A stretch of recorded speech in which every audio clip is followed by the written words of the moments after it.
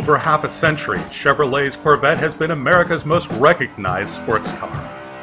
Looking at the newest 755 horsepower ZR1, it's really easy to forget it all started way back in 1953 with a 6-cylinder powered automatic transmission car that was so slow, ponderous, and ergonomically challenged compared to its European competition that famous Americans like the Duke, actor John Wayne, and Le Mans racing icon Briggs Cunningham gave theirs away in disgust shortly after delivery.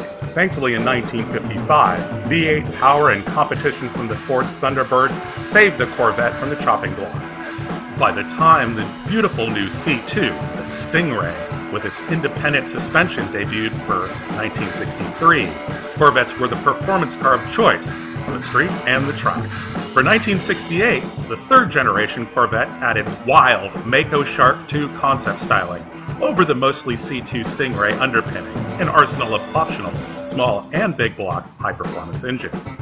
Unfortunately, within a few years, stricter federal emissions and safety regulations began clipping the C3's wings. By 1975, the base 165 horsepower automatic Corvette had become more whale than shark, being heavier and slower than the 1953 solid axle C1.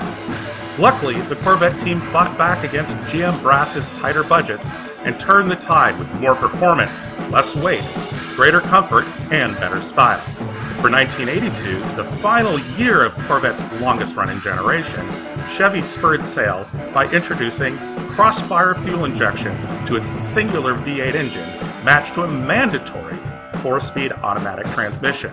The Corvette also celebrated the C3's swan song with a special made-to-order collector's edition, featuring unique silver beige paint, gradient decals, turbine alloy wheels, striped leather interior, and the brand's first opening rear glass hatch. The option added a whopping $4,247 on top of the already lofty Corvette base price of $18,290. Just 6,759 collector's editions were produced, even with the extended model run stemming from the delayed launch of the C4 until calendar year 1983. So does the 1982 collector's edition live up to its name by being a worthy collector's item? From the moment you get into this 1982 Chevy Corvette collector's edition, you know you are in a third-generation Corvette. The seating position is low.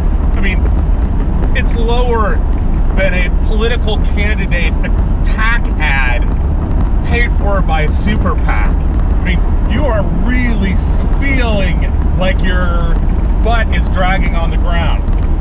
The sills are very high, and the cowl is very high, so it just accentuates that feeling of low. Plus, you've got this really long look over the nose. Ergonomically, though, it's actually a really comfortable place to be once you're inside. You've got a tilt and telescopic wheel, which makes the steering wheel fall perfectly to your hands. There's plenty of leg room, headroom. It all just kind of works. Of course, this is an American sports car. So really what people want to know is, what's the acceleration like? Look, there's 200 horsepower and 285 pound-feet of torque. So that's not huge numbers, but it's great for the day. And guess what? You can spin the tires and it'll get up and go. 0 to 60, 8.1 seconds. Now, that's not rocket ship fast, but it's over a second faster than Ferrari's contemporary GT, the Mondial 8. You know, there are plenty of things in automotive history that when you say them out loud, people around you have immediate knee-jerk negative reactions. Well, and crossfire injection is one of them. But here's the thing, if you talk to any mechanic, any restorer, any historian, they'll tell you that the crossfire reputation is totally unwarranted. And here is the reason. Crossfire injection is simply throttle body injection, not unlike the same technology used in millions of Suburbans, Silverados, Camaros, other Corvettes, and other GM cars well through the early 90s. The primary difference between crossfire injection and the other millions of cars is actually fairly simple. Crossfire uses 2 injectors and 2 throttle bodies to feed opposing 4 cylinders, while the other TBI motors, well, they just use single throttle body fed by 2 smaller injectors for all 8 cylinders. But really the difference is really negligible. And in this case, it actually works really well. And as long as mechanics aren't erroneously blaming Crossfire for problems that were totally unrelated, this system just works. In the twisties, this Corvette actually handles a lot better than you'd expect, given all the critics' complaints about the 3rd generation Corvette becoming more of a GT car than a sports car. There's a lot to be said about why this is the case. Well, basically, since 1968, they started making a bunch of improvements that included wider wheels and tires, better sway bars,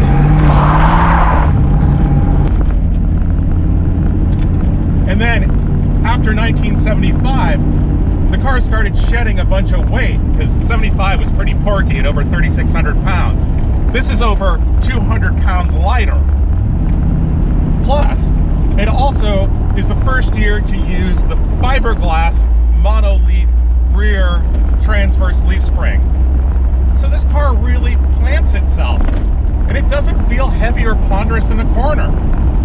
It's actually lighter than a lot of modern sports cars. Sure, there's still Novocaine injected into the steering feel, so it's a little numb, but it's far better than the 68, 69, 70 Corvettes that felt really, really, really darty, and you had no idea what the tires were doing or where the car was going to go.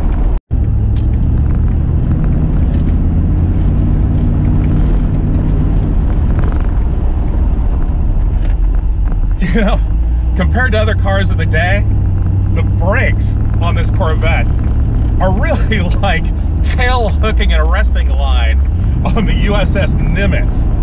I mean, these 4-wheel disc brakes really scrub off speed much better than their contemporaries.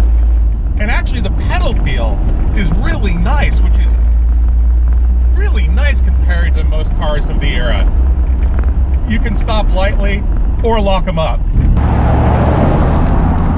There's no getting around that this isn't a tire-smoking, barn-burning, big block with a 4-speed Corvette from the days of yore.